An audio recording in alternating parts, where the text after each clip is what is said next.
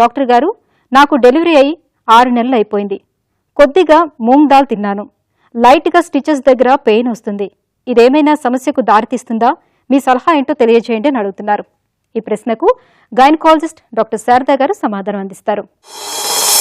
Delivery అయ్యి 6 months అయిపోయింది so ఇప్పుడు స్టిచెస్లో పెయిన్ రావడం మీ ఫుడ్తో, అంటే ఎలాంటి ఫుడ్ తిన్నా కూడా యూజువల్లీ స్టిచెస్లో మామూలుగా చాలా మంది అడుగుతుంటారు పప్పు తినచ్చా అని. కానీ ఈ శనగపప్పు ఏ పప్పు అయినా కూడా మంచి ప్రోటీన్స్ అవి.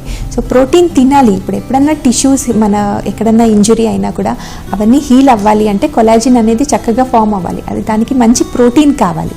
సో ప్రోటీన్ కావాలి అంటే పప్పు తినాలి. పప్పు తింటే చీమ్ పడుతుంది అనేది రాంగ్ కాన్సెప్ట్.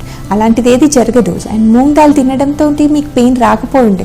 సో మేబీ దాంతో ఏమైనా గ్యాస్ అలా ఫామ్ అయ్యి గ్యాస్ తోటి కూడా మీకు స్టమక్లో పెయిన్ వస్తుంది. సో స్టమక్లో ఎక్కడేం పెయిన్ వచ్చినా కూడా మళ్ళీ స్టిచెస్ పెయిన్ అనే అనుకుంటారు. సో యూజువలీ రాత్రంతా మేల్కొని ఉంటారు బేబీస్ కోసం. సో ఆ మజిల్స్ పట్టేస్తాయి, అప్పుడు కూడా స్టిచెస్లో పెయిన్ అంటారు. లేదంటే ఏదైనా గ్యాస్ పట్టేసి, సో అన్ని స్టిచెస్ పెయిన్ మీరు తిన్న ఈ మూంగ్ దాల్ తోటి అయ్యుండకపోవచ్చు. అండ్ ఎలాంటి ఫుడ్ అయినా కూడా అంటే ఫుడ్ తినడంతో స్టిచెస్లో ఇన్ఫెక్షన్ రావడం అనేది జరగదు. ఎందుకంటే మీకు ఒక సర్జరీ అనేది అయిన తర్వాత కొన్ని యాంటీబయాటిక్స్ తీసుకుంటారు, పెయిన్ కిల్లర్స్ తీసుకుంటారు, కాబట్టి ఆ ఇన్ఫెక్షన్ అనేది తగ్గిపోతుంది. కానీ ఫుడ్ తోటి ఇలా ఈ పప్పులు తినడంతో చీము రావడం అలాంటిది ఉండదు.